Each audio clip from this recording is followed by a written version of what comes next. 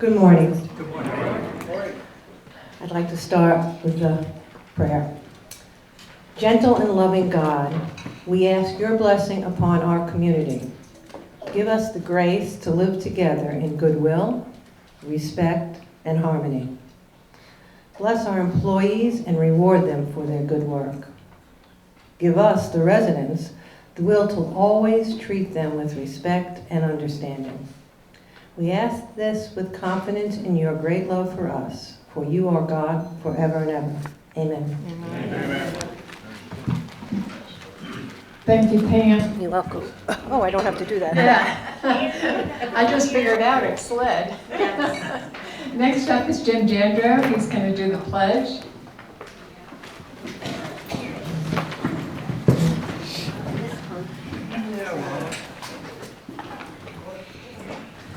Pledge allegiance to the flag of the United States of America and to the republic for which it stands, one nation, under God, indivisible, with liberty and justice for all. Thank you, Jim. Next up, we have human resource recognition. Angie.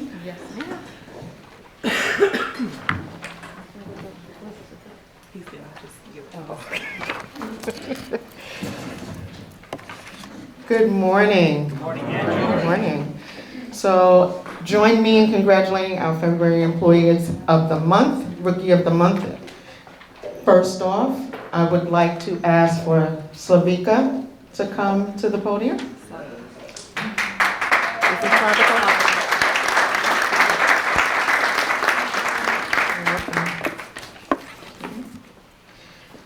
Slavika is an LPN in our healthcare facility. Slavika has been serving our community for 2 years. It went by so quickly. And we are honored and grateful for her commitment to our residents' care. Congratulations. Thank you.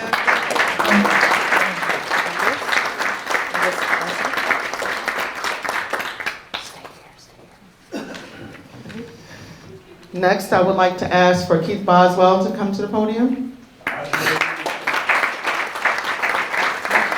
Keith is our security officer here at the community. Keith has been with us for 6 years. We appreciate all you do around the community, Keith, to keep our community and residents safe. It goes without notice, and we are grateful for all your hard work. Thank you. Thank you.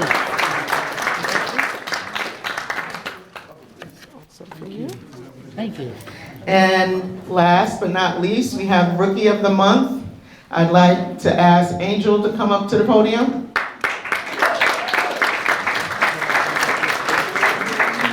Angel Cardenas is our housekeeper and has joined Cypress in December.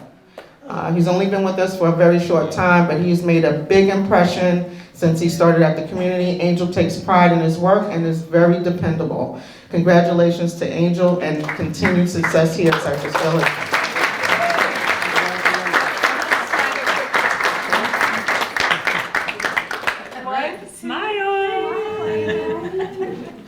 Would you like to say anything? Say something, Slavika. Say something. Say something. It's on. I want to thank you, all of you, for letting me take care about all of you, whoever I did. It was my pleasure, and thank you for having me here. Thank you, Slavika. I also want to thank all of you. I'm glad y'all realize what I do on a third shift, and I try to help y'all as best as I can. We'll continue to do that and make sure the community is safe. Y'all, it's a pleasure serving y'all. Thank you, Pete.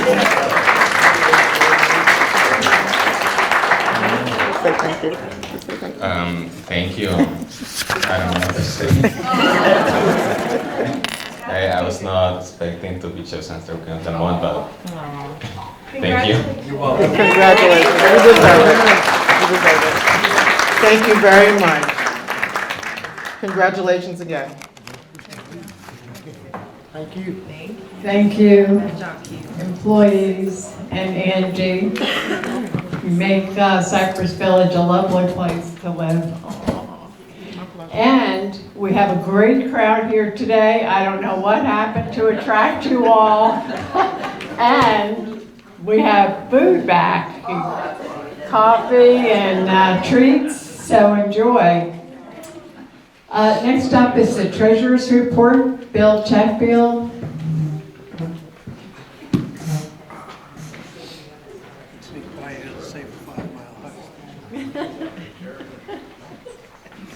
The treasurer's report is on your agenda on the back if you wish to follow along.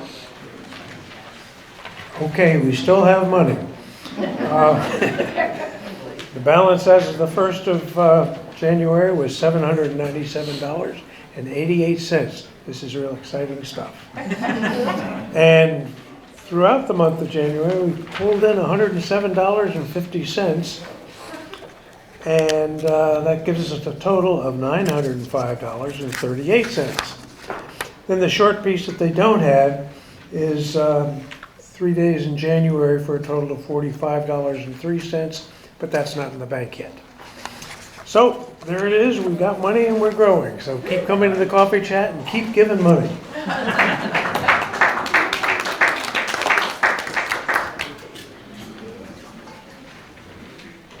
Thank you, Bill. Next up is Linda Daughtry with the Community Fund year-end financials. And I will move this thing.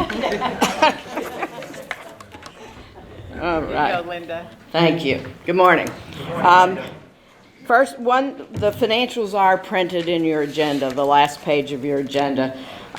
One thing I'll clear up, and I didn't notice because I'm so used to these, but at the bottom of the page, the balances for saving, checking, Vanguard total, those are the year-end 12/31 balances. They're shown in the wrong column. So for the final report, this will be cleaned up and those will be moved over, and last year's balances will be put in their place. Not much activity. These financials are for the 6 months, the last 6 months of the year 2022.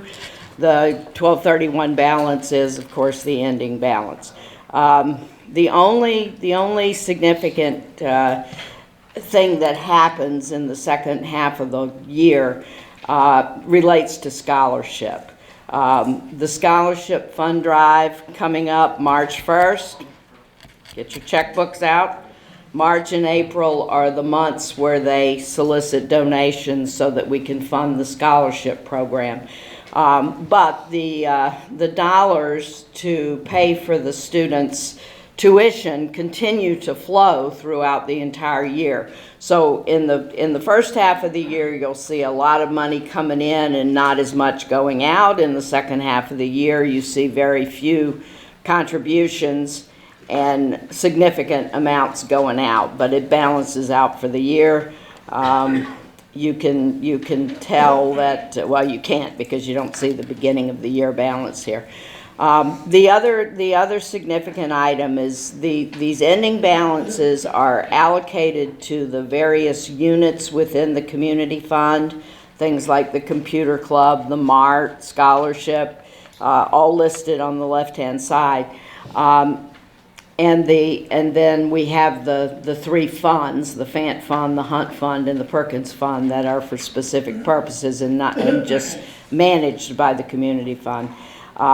If you look at the total that's allocated to all of these entities within the fund, it's $370,000. If you look at the total cash and investments that we have, bottom left hand, $513,000. The difference is shown to the right in the last column, which is the unrealized capital gains that reside in the Vanguard Fund, basically. A small portion of those are in a money market fund that belongs to the scholarship fund. The bulk of those are the three funds that we manage, Fant, Hunt, and Perkins, and those gains, if we harvest those gains, they will all inure to those three funds. Any questions on the financials? Okay, one more quick thing. Oh, yes, Ken. What do you plan to do with the railroad fund now that We are waiting to see what Cypress's final disposition is of the actual physical trains. Those trains belong to Cypress Village. They were, in the past, contributed mainly by Sarah Torville when she was in charge of the Railroad Club. So those trains belong to them. Right now they're boxed up and in storage awaiting the final decision on what to do with them.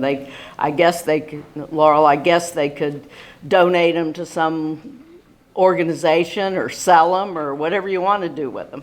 They're yours to dispose of. The train club is not actually operational right now. There's nothing going on. You'll notice that there are still funds within that account, like almost $5,000 still within that account.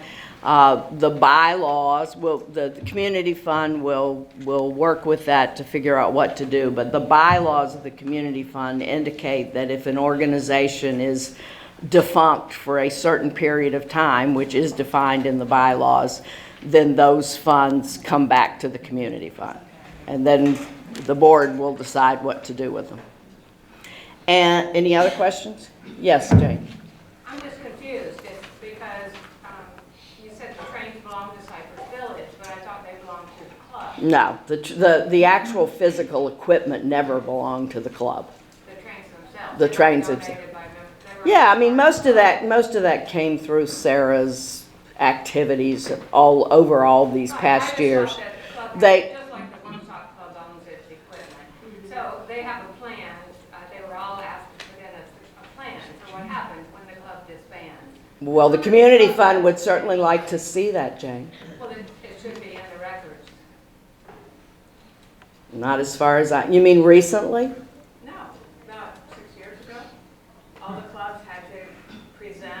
Oh, it was when we did the bylaws you're talking about. And that's when it got in the community bylaws, community fund bylaws at that point, saying what the dissolution would be. If the club didn't have their own plan. Right, and they did. It was that it reverted into the community fund as a whole. So I think the question here was.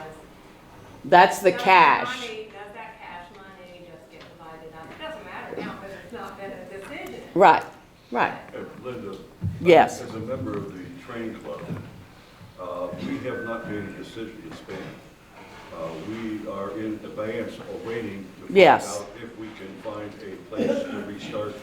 Right. No, it was So not- that's why nothing's been done and nothing is, But my understanding is that the equipment that was donated belongs to the train club. And it was donated through, even since I've been here, which is only 18 months, we've had many things come in as donations prior to Sarah's reign. So, as I say, well, I the think only it's very thing, sure. the only thing that goes through the books of the train club within the community fund is cash transactions. If you have had other donations, I hope you have records of them because that's not part of the records of the community fund. The only thing we do is manage the cash for you. No, that I understand. Yeah, so and you're right, it's premature, and that's what we said at the board meeting. The decision has to be made, and at that point, then the board will figure it out. Yes, thank you. Okay, so still to be decided. And speaking, anything else? Speaking of the board, March is the time where new terms begin for the board members. We have staggered terms so that not everybody goes off at the same time and has to be replaced. But there are a couple of openings, at least two, for this year. And so we're seeking nominations for people who want to serve on that board. If you want to get more information, you can talk to any of the board members. Paul is the chair, Barbara Hooper, me, Janet, Ed Cowan. Any of them can give you some insight into what the board does, but the best person to talk to would be Paul. And we will put together as we accumulate volunteers, and I will be asking each of the organizations if they would like to nominate somebody, because they really are most of the fund. So we'd like to have people raise their hands if they're interested. Business experience is very good, financial experience is very good, but there are other jobs to be done. So get in touch. You can do it by email. All of our email addresses are in the directory. If you want to self-nominate, or if you want to nominate somebody else, that's fine. And we'll go through the process of creating a slate, and sometime in the spring, the community fund elects their own members, but we do bring it to the community meeting for people to know who they are, and if they have objections, I guess they could raise those at that time. That's never happened before. So, on the community fund board. Yes. And they are 3-year terms, and they're renewable for a certain period of time. And Linda, look, I'm Paul Kerens. Pay scale isn't public knowledge, but it's substantial. Yes, yes. No, I'm in the book, the residence directory. Last name starts with a K, K-E-R-I-N-S. So please drop me an email and send me a text if you're interested. We can talk about it further. Yeah. Okay? Janet? Thank you, Linda. This was such a great discovery. It made my day. Next up, we have Jim Griffiths. He is the treasurer of the Performing Arts Committee. Thank you. I am here to thank all who contributed to the Performing Arts Committee fundraising drive in January. I'm happy to report that we raised $9,000, and this will enable us to continue our programs during this year. They include the chorus, Broadway review, and the chorus holiday celebration in December, the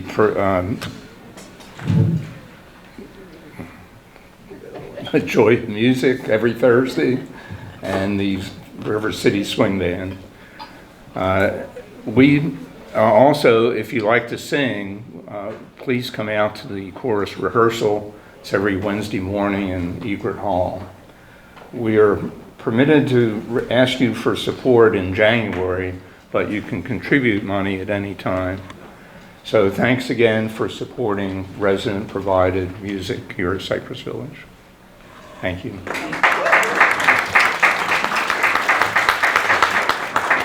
Thank you, Jim. I wanted to mention something on the agenda. We're going to do questions and answers at the very end for as much time as we have, but it got left off the agenda with all the other stuff on the back. Next up, we have Pam Imholz, and she's going to talk a little bit about facilities, or the Facilities Committee, I should say.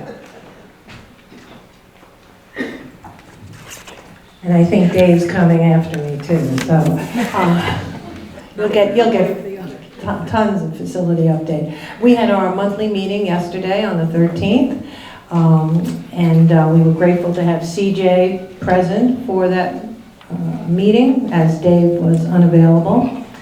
So some of the hot topics were, if you go outside, the surface of the croquet court and the putting green. And it's my understanding that Tree Amigos is going to be treating and cutting short the croquet court because it's really covered with the weed. And I don't know the name of the grass it is, but they're hand picking the weeds out of the putting green, and they will replace it with sand. Around May 1st, the whole resurfacing of those two areas hopefully will begin. which will be tearing up the grass and putting down a foundation, I believe, and then re-sodding, not seed, sodding. It's anticipated that it will be out of use for 2 months. The doors behind me have been an issue, as you may know if you go to any events that we want them open. It's my understanding that the hardware to repair them will be in this week or the beginning of next week, and then the contractor will come to fix them. It's going to take 2 weeks per door to fix them. Lisa? I was told by Dave that they're going to do the work over 2 days, the 11th and the 12th, in that Egret Hall of March, and that Egret Hall would be closed for those 2 days. Well, I would suggest you talk to Dave about this. Right there. Yeah. Oh, Dave, you want to respond? It just came up last week. It just came up last week. And they're supposed to come in on the 11th, do the door behind me, and then the following day on the 12th, take it down, fix it, put it back up on the 12th. So they're telling me it's only going to take 2 days. I didn't realize this when I sent it to Lisa, but that happens to be a Saturday and a Sunday. So we're going to have to do something with the church services on that Sunday morning. But otherwise, we could have the doors back up and running in 2 days, which I thought was the best case scenario. Sounds good. sorry, Dave, I didn't see you there. Okay. The Lot A repaving has been pushed back to March 27th, should take till the 30th, and that's asphalt blacktop on the parking, not the loading dock strip. That's going to be addressed hopefully some other way. The benches around the lake and the concrete planters have been purchased, but as of yesterday, there's no delivery dates, right? No delivery dates. We have a new maintenance tech has been hired, CJ told us. And that's good, and she's also hired a part-time bus driver. Okay, where I think she was hoping to get another part-timer. That gives her a lot more flexibility with their assignments and such like that. So hopefully we'll get our transportation up and running again. So that's it, and Dave can fill you in on whatever else. Thank you, Pam. Next up is Jim Jandro. He's going to talk about FLICRA and Senate Bill 651. And don't ask me, ask Jim. SB 622. 622. 622. See, I couldn't even get that right.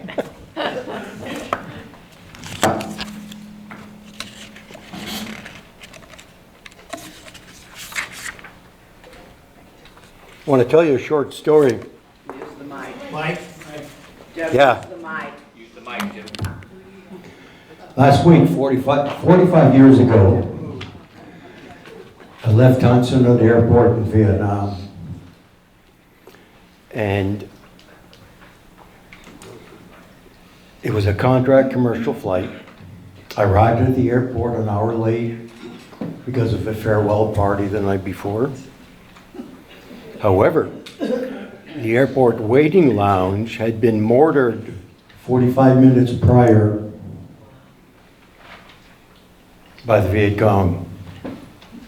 Boarded the aircraft. Pilot went full throttle down the airline, down the flight line. And as he approached the end, he stood that aircraft on its tail. It was like a rocket going up. He wanted to make sure that the Viet Cong didn't shoot him down. So we came to CONUS, as we called it, Continental United States.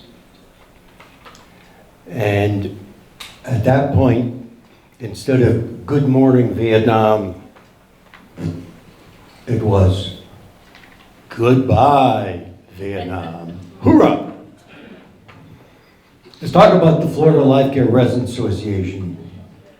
At the month end of January, checks were deposited, and comparing to the 2022 membership drive and this year, we are slightly above last year, both for new and renewal memberships.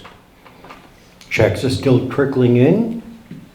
FLICRA and its board of directors greatly appreciate your support, and we thank you very much for that. The Florida legislative calendar is the session starts on 7 March, and 60 days later, 5 May, it adjourns. The only requirement it has is to create a budget. That's all the law requires them to do. So they do that literally the last couple days. Florida Senate Bill 622. That's the number of the bill on continuing care contracts or the modernization of Florida Statute 651. What is 651? 651 is the law that governs continuing care retirement communities, i.e. communities like Cypress Village. The sponsor of that bill, Senator Clay Yarborough, who is our senator. When I say our senator, he represents Cypress Village residents. And on the 2nd of February, Senator Yarborough was here as a guest speaker for the FLICRA annual meeting. Now, what is Senate Bill 622? It is a bill currently from the Senate, and we are awaiting the House bill. House bill is yet to come out from drafting. Once those two are out, then we can do a comparative to see what the Senate is saying and what the House is saying. But this bill was worked on by FLICRA and Leading Age Florida.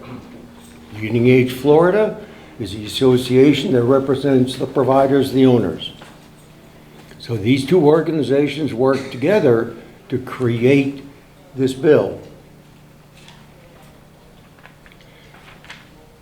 All bills that FLICRA has interest in is monitored, and after the beginning of the session, it sends out an email on the weekend indicating what is happening on those bills.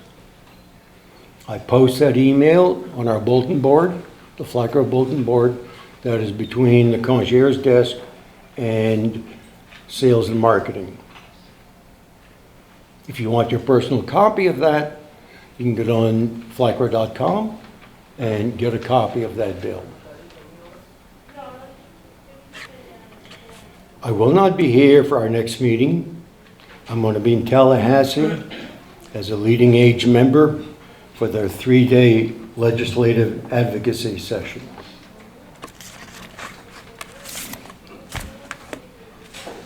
On the 1st of January, I distributed this document to all residents. And on page 3, it discusses the continuing care Senate Bill 622, or at that time, since we didn't have the Senate bill yet, what we were calling the modernization of 651. So go back to that, and as I said, if you want to see what is happening on that, then check the bulletin board. Any questions? Yes?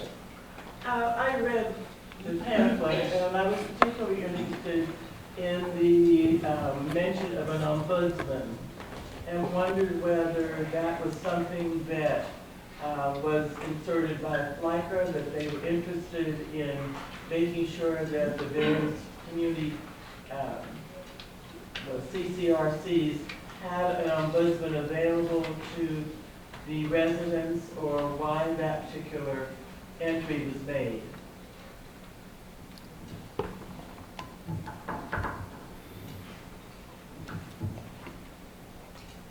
I don't have an answer for that. Let's talk about it offline.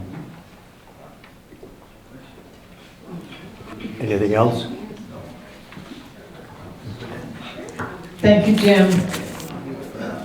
You're welcome.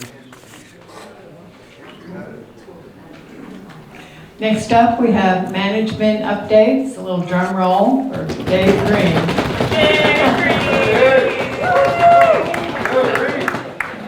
Good morning, everybody. All right, so a couple updates from the maintenance department. Stuff I won't go over that Pam did already. First off with Tree Amigos and Landscape. The mulch is down William Davis and in Middleton Park. They're doing a very good job, except for cutting cable, so apologize for that if that's happened to you, but what they're trying to do is cut the flower beds in so the mulch doesn't go everywhere and stays where it's supposed to after they cleaned out the bed. We do have a cable repair kit in my office, so if it happens to you between now and then, please call and Robert and myself will come over and repair it temporarily. Comcast does not charge to run a new cable if this happens to you, so, but you as the resident have to call because the account's in your name. They will not allow us to do that. With you, we're on the list for winter cuts. They're actually doing that right before the mulch goes down, which makes sense. I've gotten a lot of calls saying, I didn't get my winter cut yet. And my question is, did you get mulch? No. Okay, so they're about to do it. So it's going well. We'll be done with the mulch in time for weekly grass mowing again, which should start 3/13. Which is the day after daylight savings time goes back into effect. So remember to set your clocks. Next off will be the hot water in the C building. We had it running pretty good, but it's not correct. It's not running the way it should run. Michael Apostle and Michael M have got the thing running pretty good. The engineers and plumbing company came in on Friday or Thursday night and for all day Friday, and then guess what? No hot water Saturday morning. So Jeremiah was able to FaceTime me. I saw a couple things they had turned off that shouldn't have been. We got hot water back, but within the next month, there's going to be some disruptions in the hot water in the seed building because we got to get it right. So I have 2 different companies working on it, and whichever one comes up with the best solution is who I'm going to go with. So I also have an outside consultant as well helping me with that. Because the C building, believe it or not, is plumbed differently than A, B, and D. Or healthcare for that matter. So we've been doing the concrete around the neighborhood. You can see my maintenance committee spray paints the trip hazards. Really appreciate that help. But if you're ever wondering why and how they do it, they just get the spray paint from my office. So I really appreciate that. And we've been doing right around 10,000 a month going through. Sometimes we have driveways, sometimes we have walkways. Obviously, if we have just walkways, we can get more of the walkways done at once, but you throw in a driveway at that point, and that cuts down what we can and cannot do, so it takes a long time. So it is going well, though. The parking lot refinish that Pam spoke on is going to be the A lot and then the employee lot behind healthcare.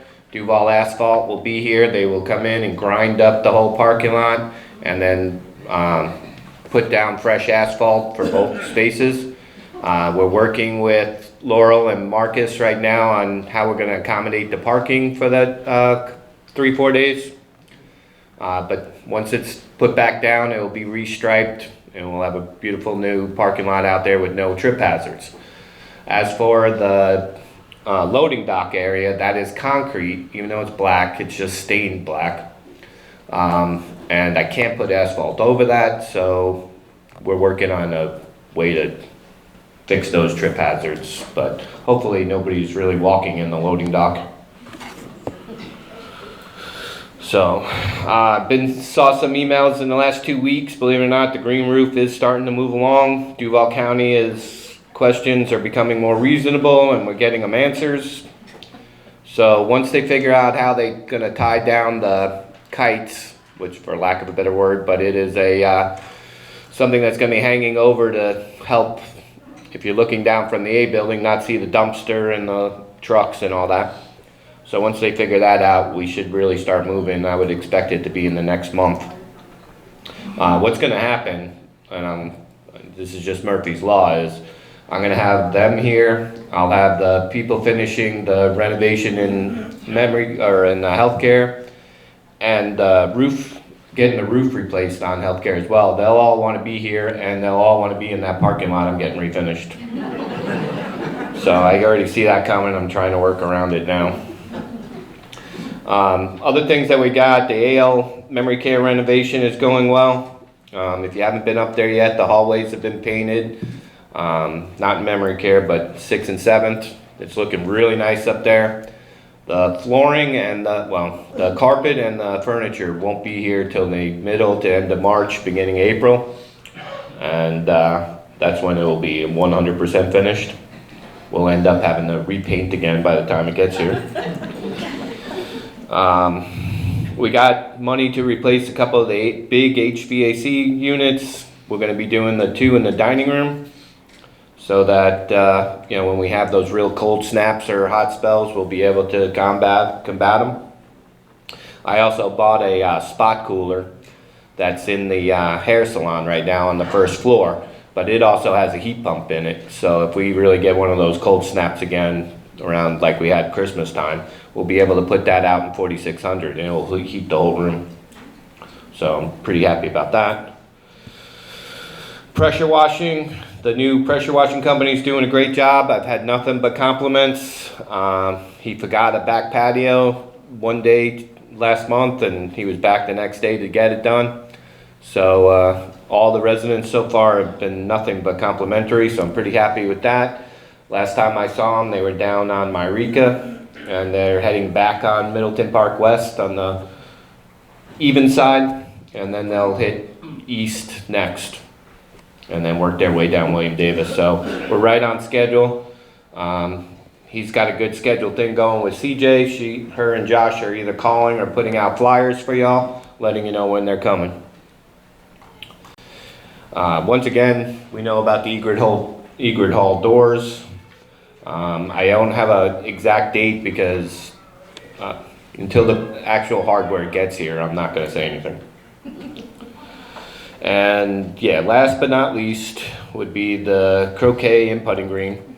The Poana weed that's growing, and it is a winter weed. And from what I understand, it's attacking everywhere from Daytona to North Carolina. There's a couple things. We had a big meeting with Tree Amigos and 3 of the contractors, including the people that spray and put down, plus the people who make the chemicals that they spray. And as far as I can tell, and Ty seemed to say the same thing yesterday, they did everything they were supposed to do, but it still hit them anyway. Part of the problem is, which we'll solve, is the greens are good 20 to 30 years old. Most golf courses, croquet courts replace their greens every 10 years.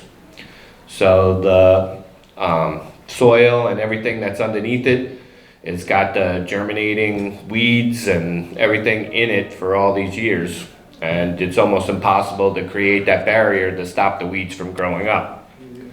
So we did get the money this year to replace the surfaces of both the greens. And coming from that meeting yesterday, the estimated start time would be May 1st. And the reason for that is that's the beginning of the growing season. So you need 140 degrees constantly for good growing of, say, a croquet court or a putting green of something like that. 80 during the day, 60 at night. So if you have that going on all the time, that's the prime growing season for that kind of grass.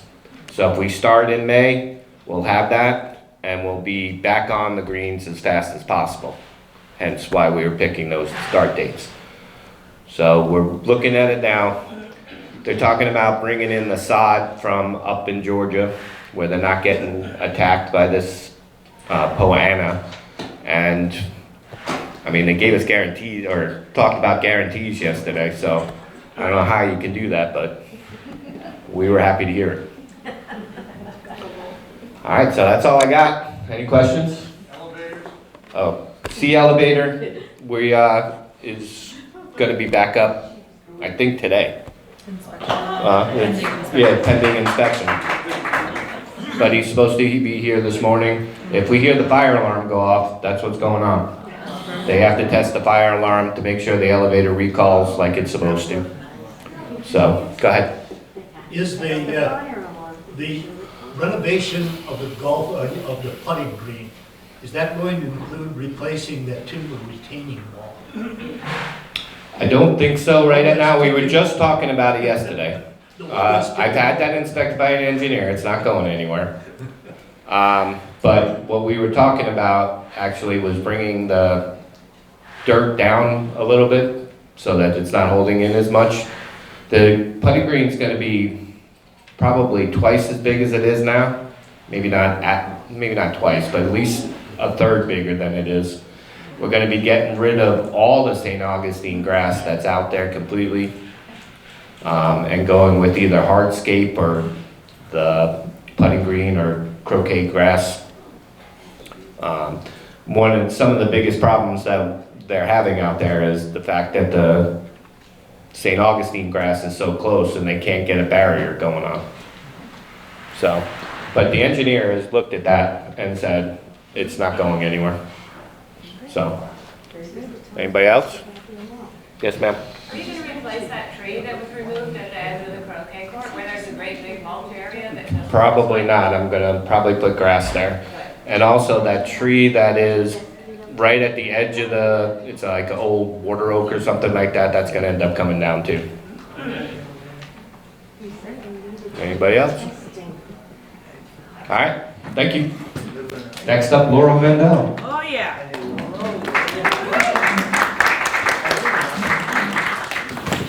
Happy Valentine's Day, everyone. So good to see you all.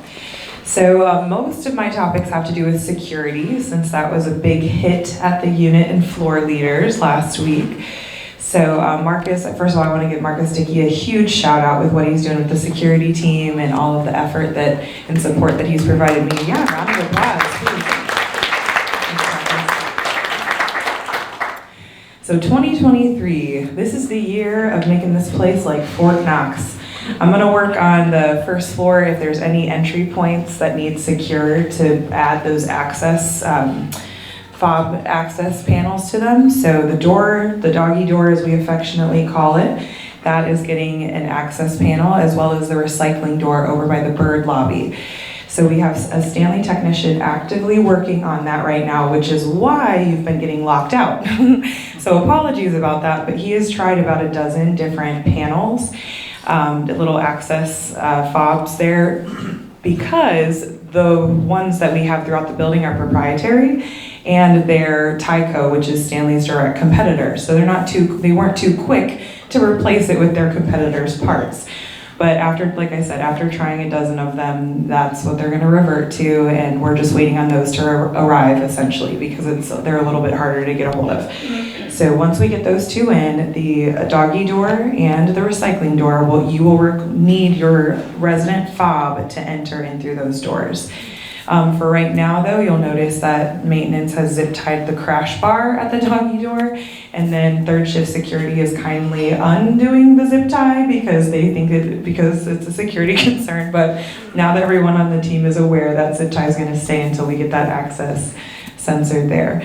Additionally, the main lobby door has a very old timer on it. And anytime we have a power surge, anytime the power goes out, anytime the time changes for daylight savings time, that timer gets off.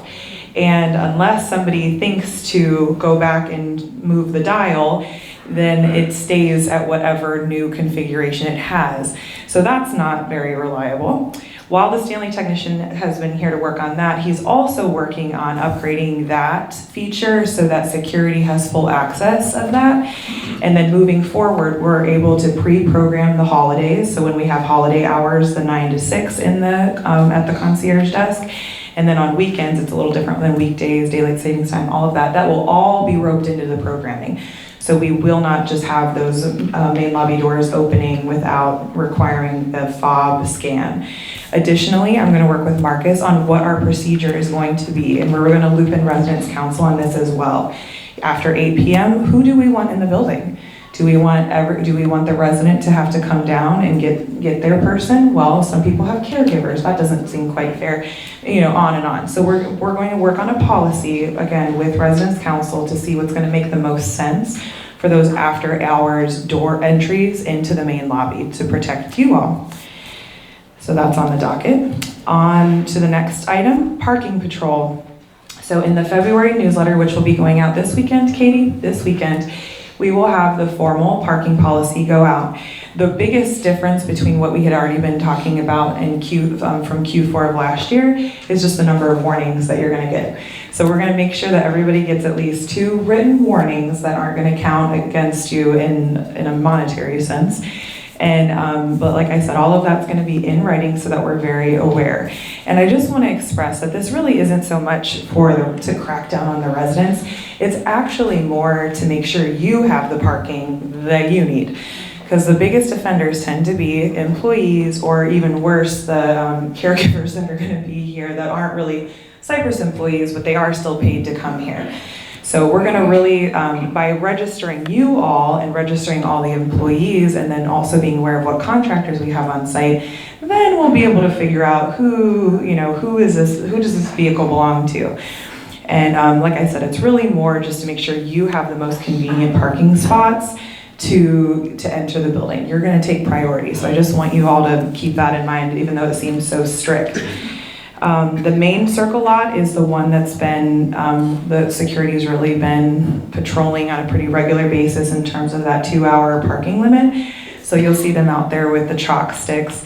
And bless I have a funny story real quick, but bless Jamil's heart. He's a little bit younger. And so he's, the generation of sidewalk chalk. And I think when we handed him the chalk stick, he thought he was supposed to draw on the ground. So he was marking around the vehicle. And then dear, mature Gary Groves, who knows better, is just standing there watching him do it. Didn't say a word, and told Marcus and Ivan after the fact, he goes, I just thought it was a new way of doing things that I didn't understand. So yeah, those little stinkers now know that you're supposed to mark the tire and not draw around. Because then I'm getting pictures from Ty saying, who's drawing all over my parking lot? I'm like, one moment please. So anyway, while they're figuring that out, we're gonna do that for any of the loading zones. And then as Dave mentioned, with the resurfacing project that we have over in the A tower, Marcus and I are gonna use that opportunity to think about what's going to make the most sense over there.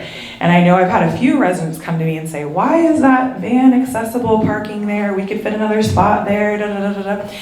Well, a lot of it has to do with what size. Handicap spots have to have a certain dimension. So that's why we couldn't, yada, yada, yada. But anyway, we can turn that into something else though. We can turn that into 2 loading spots instead of 1 handicap spot.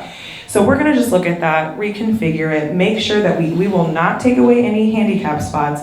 If anything though, we're going to realign them over across, it's hard to explain. Instead of the ones by Hector's office, we might put them across from the ones that exist down the aisle, if that makes sense.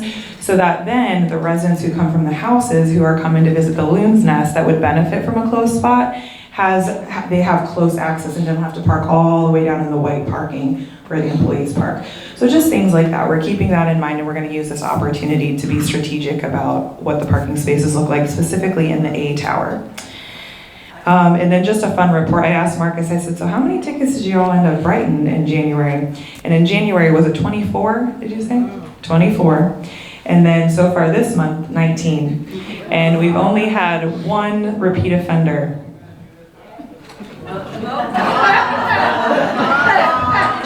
He'll be up next. But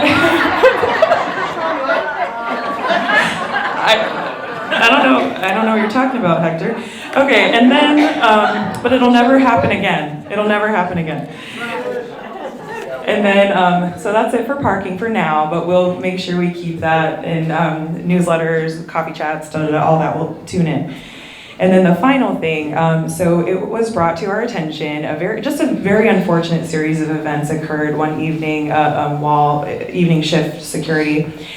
And we had a family emergency going on at the same time that we had a resident emergency. So then there wasn't a security guard in the office because they were both attending to those two emergencies. And thankfully, the resident called 911 and they were able to come and arrive. But we want to make sure that that phone in the security office will always route to a mobile device so that somebody will answer.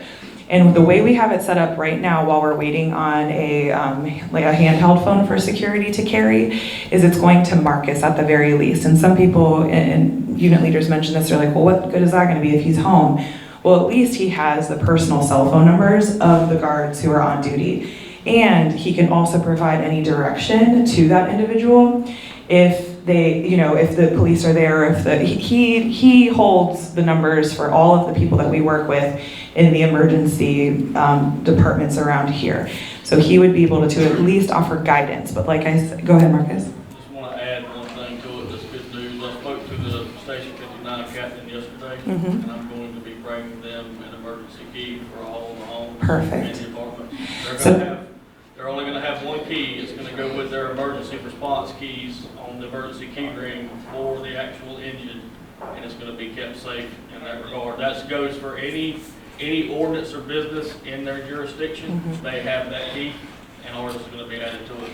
So for anybody who didn't hear that, what we've already provided Engine 59, like that gray access fob to get into the towers. We're going to add to that electronic key that everybody's on the master, essentially. They'll have that as well. So we were, from unit leaders, floor leaders time period, we were waiting on a response back of how they wanted to handle that. So Marcus just officially received word that we're good to go there, and they will officially have that on their emergency key ring. With that being said, our emergency responders will always operate in the way that they have been instructed by their chain of command. We can tell them, or a resident can write them and say, I don't care what your chief says, I want you to bust down the door and come. They are going to always follow their chain of command. So if they do not have the right, if they are not at the level where they can make that call, they are going to have to wait on a response from their captain, lieutenant, whoever, to go ahead and use that key to get in. So I just want you all to know that we have offered them the resources now, we have provided those resources, but they will still follow their chain of command. And then, like I said, we're getting an on-call phone as well for security, which technically there should always be one person in the office as dispatch. But like I said, emergencies happen. It was a few months ago. It wasn't Super Bowl, but there was something fun that everybody here had a lot to drink. And so we had about 3 people needing to get walked home or driven home by security as well. So things happen, I understand. But anyway, we're gonna at least have that on-call phone if anything like that happens again. And then, yes, Jane? I just wondered if you have a date for getting that call? We physically have the phone. I just have to get with we have a Verizon person and getting it transitioned over because it was coming from another department. Can I ask one thing? Yes, ma'am. It's just a corollary because when you give the fire department a key, he actually has a key to my physical residence at that point. Right. Whereas the fire department that has a key to come here into the towers has a key to get into the building, but not into Virginia's physical residence. So she's as dependent on security as I am, or not? I mean, and do you see the difference in terms of security? Is it possible to copy those plastic keys? No. We can't copy the plastic keys, but that's the key that they have. I don't think I understood the No, I mean, question. could somebody? No, they cannot. They would need no. They would need our programming. Correct me if I'm wrong, Marcus. Can they make copies of that? The way that the programming works, you have to have the actual physical key itself to be able to go into our programming, recopy it, and then submit it from there. There's no way they can take that, anybody can take that key and change it anywhere else. Does that answer the question? Okay. So in a lot of ways, again, this electronic key is it is a lot safer, and we have record of who uses it. So, I mean, we would always be able to see if it was emergency key used by admin 59, that it was assigned to them too. And anytime that specific key is put into any lock, I can run an audit on that lock, and it'll show me exactly who it was, what key it was, and when it was. All right, does that answer that question? Okay. All right, and I think that was all that I had on my list. So before I turn it over to our dining director, who always follows all of the rules, do we have any questions? Yes. I have a question about the parking. Yes, sir. I have a question about the parking mirror Yes, sir. hangers, how that evolved compared to the stickers that used to be on the back windows. Those stickers don't come off. So if anybody, specifically I was thinking of employees and visitors, if they ever need to swap out a vehicle, say I need to take my husband's car to work, I would have to go through the whole process of making sure security knew what car I was driving versus getting to have that sticker moved over. Versus also we get residents all the time that say, hey, my car's in the shop, I have a rental, don't ticket it, da da da. They can just bring their parking pass with them and put it in the rental, and we'll know who has that. That was the thought behind it. And it's not just that, the big deal with it is you don't have to have that window clean at all times. The main thing is if you've been issued a window clean, we have your license plate, we have your registration. All I have to do is read your license plate to the office, they can tell me exactly who it belongs to before we ticket a vehicle. So it's not as important to have the window clean, it's just there for you to have, if that makes sense. So can we still get that window plate to put on our vehicle so we don't have to use that mirror hanger? Yeah, you can use the window. You can use the window thing in lieu of that. That's fine. It was like I said. Yeah. Does that answer your question? Okay.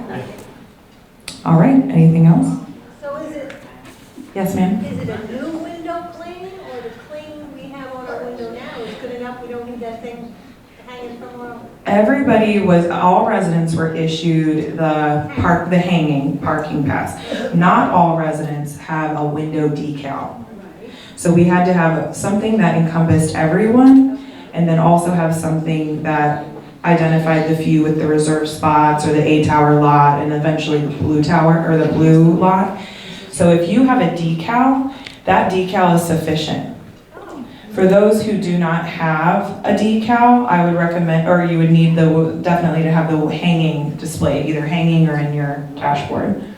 But the decal will be sufficient. The confusion is they're wanting to know if they can have a sticker instead of the clean.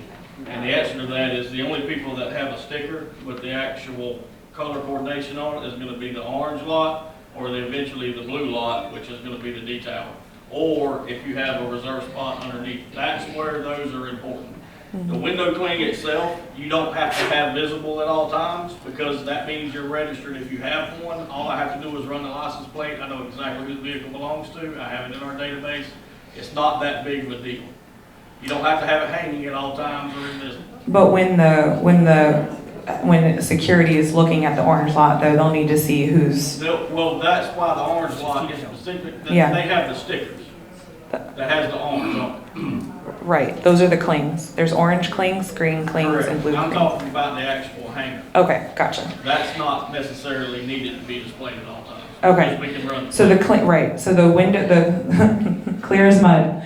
Okay, the window clings, the window stickers that go up on the windshield, those can trump the hanging pass. I recommend having the hanging pass, like I said, in case you need to use a separate vehicle or something like that. But not all residents have those square window clings because they're not they don't necessarily register in the A lot, the D lot, or have a reserved space under the garage. All right? Yes, ma'am. I still think there's some confusing. The stickers that were on the back, Those no longer, those no longer exist. Correct. For people that are like in houses and don't have to be in those lots. So the only thing that you can hang is what I call is a little placard. Yes, the parking permits that either hang or the window clings that they're a little bit see-through that stick to a window and peel off real easily, no residue. Those are the only active parking permits right now. The stickers that are very difficult to get off on the back from when Nick LaLiberty passed them out, those are no longer valid. That's what, sorry, didn't realize that's what you're asking. So anything that has residue no longer is valid. We don't have any record of whose vehicles those are, who they belong to. They were not passed on. Does that make sense? Yes, ma'am? In my car, there's no way to hang that little thing. It's okay to put it in the dash. If you don't have a way to hang it, you can stick it in the dash when you park. I put it on my golf carts and Sure. Any other questions? Do we understand stickers don't exist anymore? We're moving on to clings and hanging permits. All right. Thank you all for your time. Have a great day.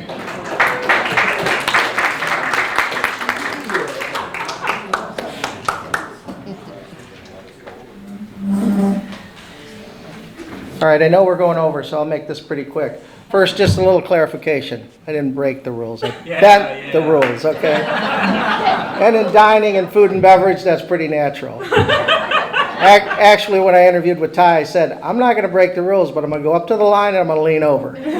So I kind of got a little approval there. Anyway, so updates for dining. One of the things we've been working on, Dave and I, I've sketched out some redesign of the servery and the wait station in the back of the house. The intent of that and what we're going to move that project forward with is to be able to execute a la carte in Middleton's 4600 and have a more developed plan so that it's in a better organized state to do that. Currently, the way it's constructed back there, there's not enough space. We need to free up some space. We need to create an expo station. So I sketched some things out. We met with Coastal Construction a couple of weeks back, Dave and I. So we're in the kind of development stages of that. I'm hopeful that we can get that project moving pretty quickly. I mean, I got a quote in yesterday, but that's a project that will help us to get back to more of a la carte service in Middleton's 4600 and do it in an organized manner. I mean, you have to understand, I don't want to drop something back in that we may have done in the past that may not be up to the standard in today's world. So what we were doing before, food wasn't being cooked freshly, it was being cooked and then simply plated. That's really no different than a buffet, except for the fact that it goes on a plate, it looks pretty, and it's being served to you. That's good, that's a good step, but in this evolution, I'd like to take it to the next step, and that next level will be something that's more batch cooking. We're putting it on the plate, we're plating it, and it's being served. We're gonna have to take steps to get to this point. It's gonna take a lot of training. First step is to get that weigh station and servery in a spot so it's efficient, so that we can efficiently do this. And then next step is the plan would be to start evolving a couple nights a week, couple days a week into a la carte service, and then move into that slowly. Same thing as we're doing in Loon's Nest. Obviously, we've had some good and bad days in Loon's Nest. I mean, you know, that kitchen's tight. I don't want to go too far with things and have it be a disaster or have it be something that I regretted doing. So this is where we are right now as far as moving into more a la carte. It's going to take a little bit of time, and y'all have been patient. I get it. But I want to move into it so that we can do this on a day-to-day basis and it's not hit and miss. We have a good day, we have a bad day, we have an okay day. I want to make sure that it's something that's consistent, that the team can handle. We are starting to pick up more team members. You know, the experience level is you know, mediocre, but I think we can train through some of that. Loon's Nest menu, obviously we put it out. I got a lot of feedback back on some items, so we're working through some changes on that. We knew there was going to be some changes that we had to do. You know, the thought process for me is, you know, some of the easier things, the grilled cheese, hot dog, things like that.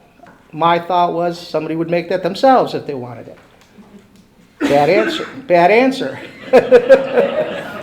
So some of those things are going to come back on. We've got a very busy week with Valentine's Week this week, so we're going to work through some changes on that. Hoping to roll it out on the 25th, the new kind of revamped Loon's Nest menu.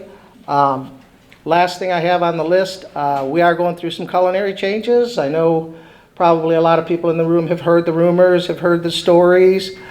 Chef Ben has resigned.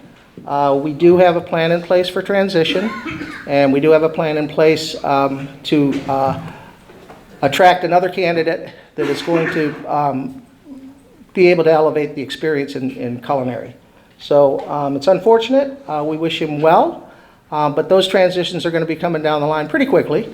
But we do have a good plan in place. My biggest concern was with Ben leaving, did we want to have a gap? Did we not want to have a gap? Doesn't look like we're going to have much of a gap, if any.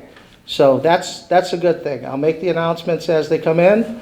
I want to make sure that we're showing Chef Ben the respect that he deserves, walking out the door, but we wish him well, and that's all I have. When is his last day? That's to be determined. Anybody else? Yes?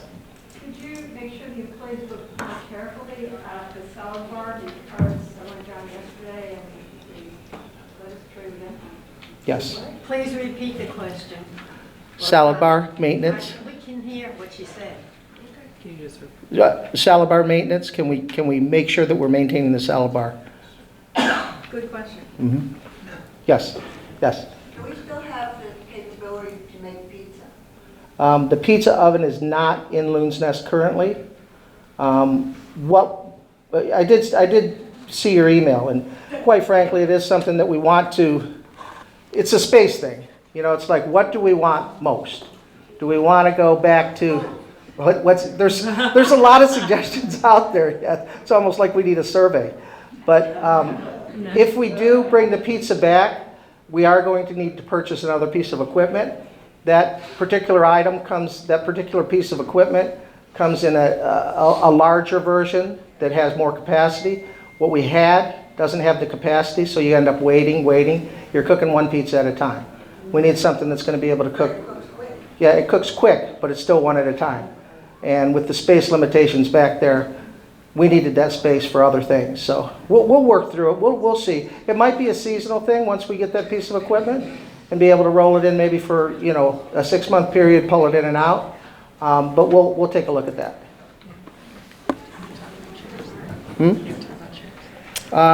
So chairs continue to come up with the rollers on the chairs. There is, I was notified late last week, that there is some equipment up in one of the apartments. I have not been up there to actually see what equipment's up there. Why don't you take the wheels off? That's a question for Dave, and him and I can have a discussion about that. I'm not mechanical enough to be able to answer that question. Someone down again last night. Yeah. It's the third time in a month. Someone went down. Mm-hmm. Then they won't be high enough to reach the table.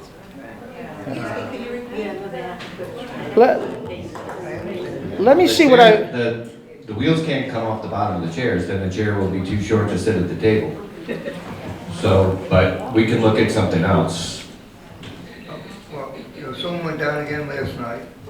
Dangerous to put it in. It's the third time in a little over a month that someone went down. Someone's going to be seriously hurt there, really. No, that's a good comment. I mean, and let me look at what's upstairs, because we may have enough that we can swap out some things, also tables that we can swap out. But let me take a look and see where that is, and I'll work with Dave on that project. Anything else? Thank you.